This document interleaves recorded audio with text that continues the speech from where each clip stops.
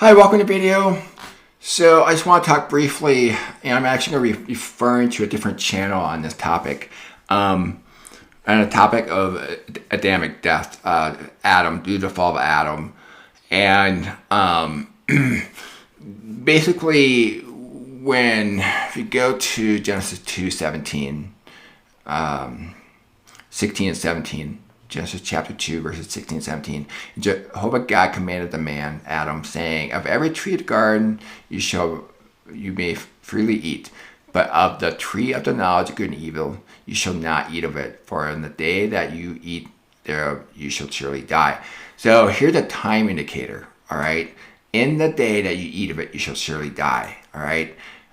And so a lot of people, as the gentleman, Zach Davis points out, a lot of people think this is only physical death, but they're ignoring the time indicator, and it has to be referring to spiritual death. And so he does a good job explaining in his video. He has a better voice than I do. Hey, I'm honest about it, right? So this here is a PDF. It's ironic. I'm referencing and recommending video, but I'm not having him one of the channels that I recommend. All right, why is that? The reason being is because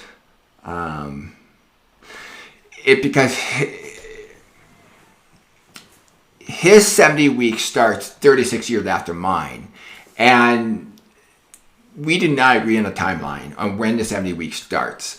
And that's, to me, is sort of a pet peeve.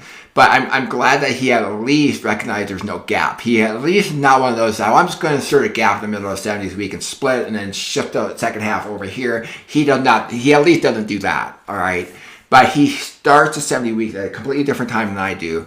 And so that's the reason why I cannot get him into this channel, recommended channels. Now these two channels here, 119 Ministries, the reason why I have them, because they're really good when it comes to calendars. They pay attention to detail, and they have a video where they nailed it the day Jesus died on the cross in the Hebraic calendar, or at least the day of the week. And then from there, they give you enough information where you're gonna have to convert to Gregorian, and that's another trick in itself.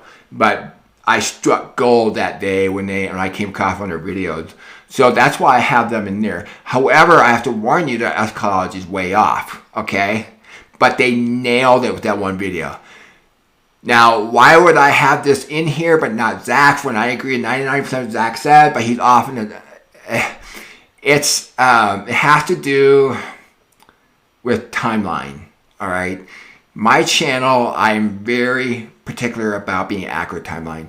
Now, there's Witness for Jesus. They're the ones that did the research, and they were able to figure out the year that the 70th week actually started. And so that's why I have them on the recommended channel. I struck gold that day when I came across their article. And I have Tony Denton. He doesn't really go into timelines too much, in detail, but he has some really good. Actually, yeah, I have a book that he put together. I recommend. This is Tony Denton's book, all right, and this is his channel down here. Really good stuff. He does a really good job with the content, and so yeah. So this is my version of 70th week. Now here's the sources that I just described to you from Witness to Jesus. Okay, so either one of these links, it helps you understand how they come to the 70th, the start of the 70 weeks. And I'll have a link below to Zach's source that he used, Mike Sullivan, I believe, how they came up to start their 70 weeks. And I personally don't think there's merit, but Black could easily come back and say, well, there's no merit to this here, these sources here. That's fine. But I am absolutely sold that this is when the 70 weeks started, and it all makes sense. Now, I have a link to Zach's video right here. So you click on this here, or you bring you right to his video, all right? And so, yeah, so he does mention about the iniquity, all right? But you read right here, Romans and Colossians, 2 Timothy, all right? he was written around 80-64. 2 Corinthians before that, Titus probably 64 or earlier. These were all written.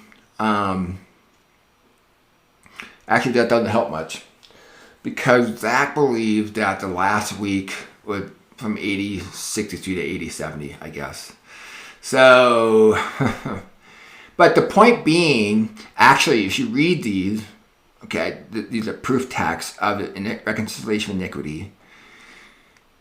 That happened back here, all right, during the 70th week, all right. So during the power of the gospel, all right, but it was consummated 40 years later.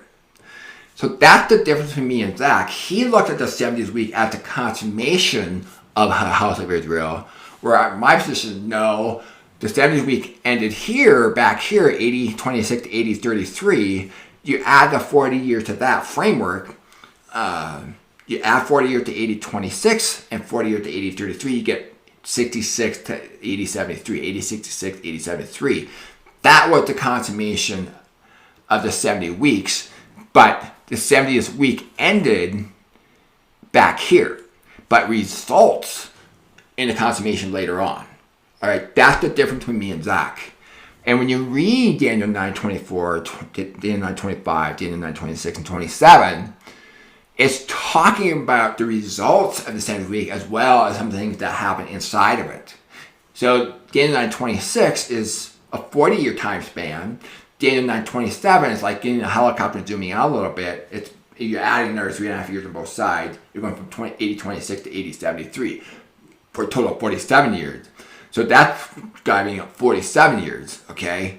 And so that's the problem here. So people have a hard time figuring out, well, how do you handle this? That's where we have to be careful not to take any preconceived idea and bring it with us in the text. And it's so easy to do. So my position is, you read that very first portion, Daniel 9:27, and he shall confirm covenant with many for 1 week. There's no gap there.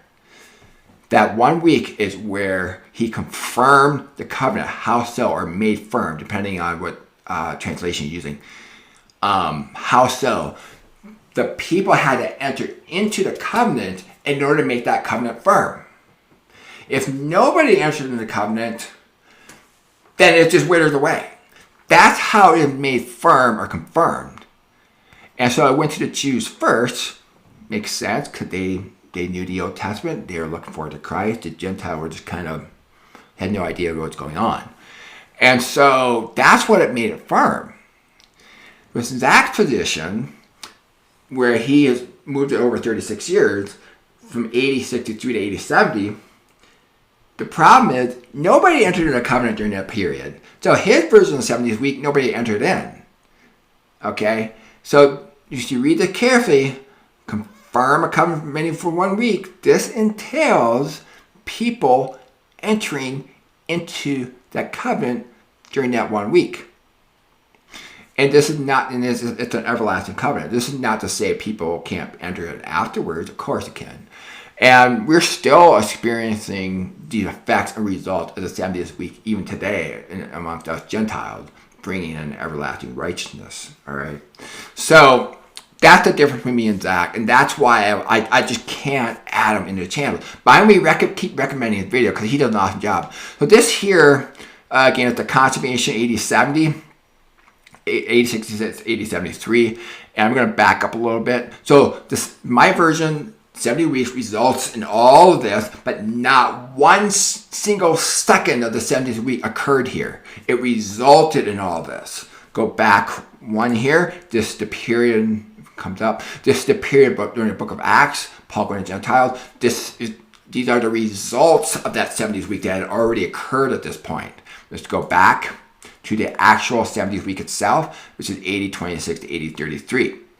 So the 70th week resulted in all of this. Okay, all three of those slides. This one here, and this one here. It resulted in all this. And that's exactly I think is an ideal way to paraphrase Daniel chapter 9, 24 to 27. So this second half here of the 70th week was when they were entering into the covenant, the Jewish people. Alrighty, so he made a covenant with many from one week. He made it firm. It's established. It's on solid ground. Alright, if this did not happen, now some people put a gap here, they split it, and they've shifted this over. Well, only 11 people entered the covenant by the power of the Father. Here in Matthew chapter 16, Matthew chapter 18, we're given the key to the kingdom. Only 11 people entered into the covenant here. If you want to believe that's describing the many, 927, go right ahead. But I think the many included the 11 plus all those that entered in here for the 1 week. That's what made the covenant firm to get it going. All right.